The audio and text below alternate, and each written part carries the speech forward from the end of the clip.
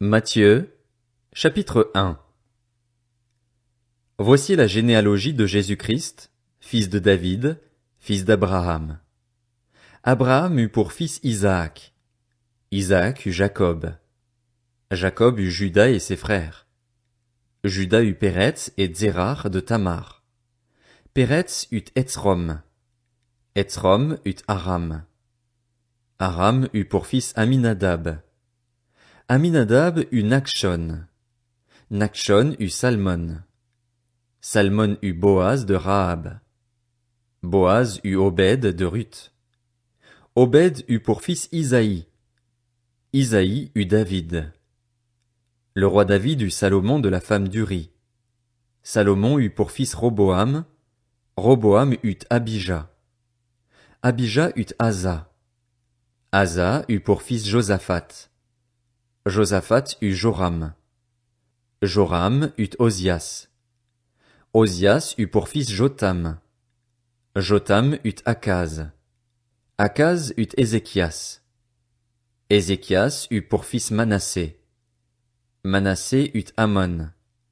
Amon eut Josias. Josias eut pour descendant Jéconias et ses frères, à l'époque de la déportation à Babylone. Après la déportation à Babylone, Jéconias eut pour fils Shealtiel. Shealtiel eut Zorobabel.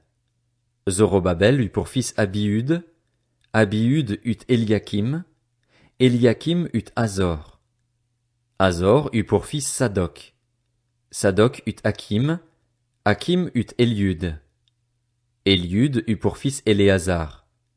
Éléazar eut Mathan. Mathan eut Jacob. Jacob eut pour fils Joseph, l'époux de Marie, de laquelle est né Jésus, qu'on appelle le Christ.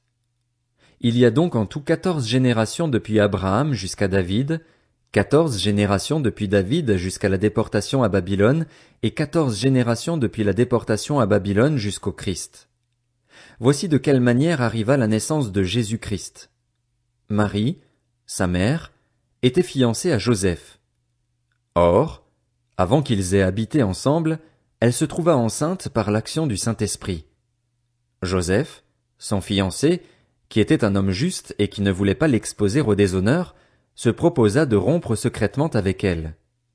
Comme il y pensait, un ange du Seigneur lui apparut dans un rêve et dit « Joseph, descendant de David, n'aie pas peur de prendre Marie pour femme, car l'enfant qu'elle porte vient du Saint-Esprit. Elle mettra au monde un fils et tu lui donneras le nom de Jésus, car c'est lui qui sauvera son peuple de ses péchés. » Tout cela arriva afin que s'accomplisse ce que le Seigneur avait annoncé par le prophète. La Vierge sera enceinte. Elle mettra au monde un fils et on l'appellera Emmanuel, ce qui signifie Dieu avec nous. À son réveil, Joseph fit ce que l'ange du Seigneur lui avait ordonné et il prit sa femme chez lui, mais il n'eut pas de relation conjugale avec elle jusqu'à ce qu'elle ait mis au monde un fils, premier-né, auquel il donna le nom de Jésus.